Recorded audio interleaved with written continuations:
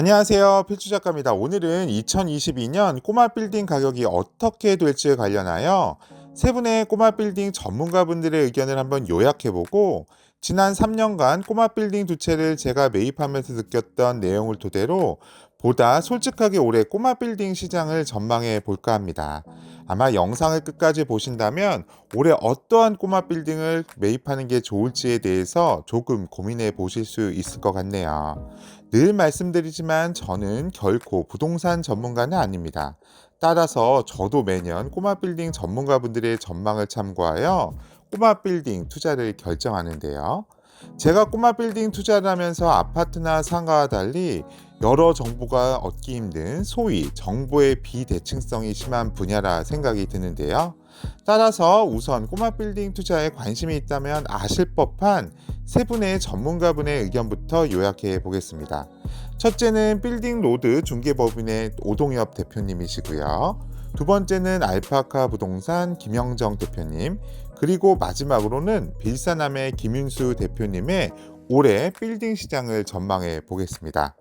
세 분이 운영하신 채널을 저도 즐겨보고 있는데요. 그렇다면 세 분 모두 올해 꼬마 빌딩 시장을 어떻게 전망하셨을까요? 우선 결론부터 말씀드리면 세 분 모두 금리 인상에 대한 부담감은 있지만 올해 빌딩 시장 전망은 긍정적이라고 보셨는데요. 그렇다면 세 분 모두 왜 긍정적이라고 보셨는지 한 분씩 간단히 요약해 보겠습니다. 우선 빌딩 로드 대표 오동엽 대표님입니다. 오동엽 대표님의 의견은 금리가 오른다는 이야기는 오히려 경기가 살아난다는 의미이기에 임차인들의 경제활동이 왕성해질 수 있다고 하셨는데요. 이는 곧 임대료를 올려줄 수 있다는 의미고 일부 지역의 임대료가 이미 오르고 있다고 하네요. 따라서 건물 가격은 지속 상승할 것이고, 즉 이제는 이자를 더 내고 월세를 더 받으면 된다는 이야기셨습니다. 두 번째는 알파카 이영정 대표님의 의견을 들어볼까요? 이영정 대표님은 올해 빌딩 시장에서의 핵심은 금리라고 하시면서 올해 상반기 금리는 작년보다는 3% 초반대를 유지하면서 금리가 폭발적으로 오르지 않으면 건물 가격이 떨어질 요인이 없다는 의견이시네요. 특히 강남 같은 메인 지역의 경우는 계속 오르고 있고 실제 공실도 없다고 하는데요. 마지막으로 빌사남 김윤수 대표님의 의견을 알아볼까요? 김윤수 대표님은 올해 건물 가격은 오르는 곳만 오르면서 지역별로 편차가 많을 것 같다는 의견이시네요.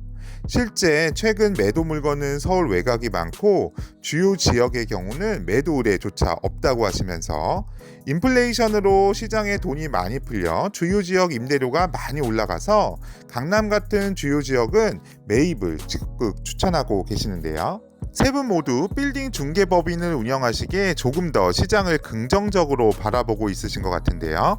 세 분의 전망의 공통점을 세 가지로 요약을 해보면, 첫째, 대출금리는 지속적으로 높아져 꼬마 빌딩 매입에는 영향을 주지만, 둘째, 인플레이션과 같은 현상으로 돈의 가치는 점점 떨어지고, 셋째, 강남 같은 주요 메인 지역은 오히려 임대료가 상승하면서 꼬마 빌딩 매입 수요가 증가하여 꼬마 빌딩 가격은 지속적으로 상승할 것이라는 의견이시네요. 결론적으로 세 분 모두 올해 꼬마 빌딩 매입을 하려면 서울 강남 같은 주요 지역을 매입하라는 의견이시네요. 하지만 소위 입지가 좋은 강남 꼬마 빌딩의 경우 최소 매입 가격이 50억은 훌쩍 넘을 텐데 저와 같은 월급쟁이 건물주에게는 50억 수준은 정말 넘사벽일 것 같은데요. 따라서 제 나름대로 올해 빌딩 시장을 전망해보고 어떤 건물에 투자하는 게 좋을지에 대해서 말씀드려 보겠습니다. 제 의견도 앞에 전문가분들의 의견처럼 분명 코로나와 대출 금리 인상으로 인해 꼬마 빌딩의 부정적인 요인은 있지만 인플레이션 효과와 물가 상승에 따른 현금 가치가 떨어지면서 가격이 지속 상승할 것 같은데요. 특히 아파트, 주택 규제 등으로 상업용 부동산으로 투자금이 유입되면서 근린 생활 꼬마 빌딩 수요는 지속될 것으로 보입니다. 하지만 이에 반한 주택 규제가 있는 상가주택과 소위 서울 외곽의 건물들은 매물이 많이 나오면서 가격이 하락할 것으로 전망하는데요. 즉 꼬마 빌딩 시장에서도 지역별 양극화가 심해질 것 같습니다. 그렇다면 저희와 같은 현실적인 월급쟁이 건물주들은 어떻게 투자 전략을 세우는 게 좋을까요? 우선 입지가 좋지 않은 서울 외곽 지역 투자는 주의해야 될 것 같습니다. 최근에 저도 많은 물건을 보고 있는데 상당 부분 입지가 나쁘거나 건물이 낡고 수익률이 낮은 물건들이 많이 나오더라고요. 무조건 서울에 투자해야 한다는 생각은 좀 버리는 게 좋을 것 같은데요. 따라서 저는 서울 외곽보다는 저처럼 경기도 메인 지역을 검토해 보는 게 어떨까 싶은데요. 솔직히 경기도 주요 지역도 가격이 많은 오는 것도 사실이네요. 경기도가 서울 지역보다 집가 상승의 기대감은 조금 덜하지만 더 넓은 대지와 그리고 월세 수익 측면에서도 서울 외곽 지역보다는 유리해 보이는데요.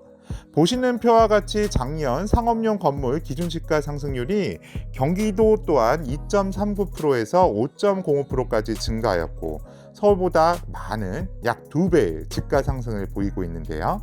따라서 투자금이 부족하여 서울 강남 같은 곳에 진입조차 할 수 없다면 경기도 메인 지역을 검토해 보시는 것도 좋은 대안이 되실 수 있을 것 같네요.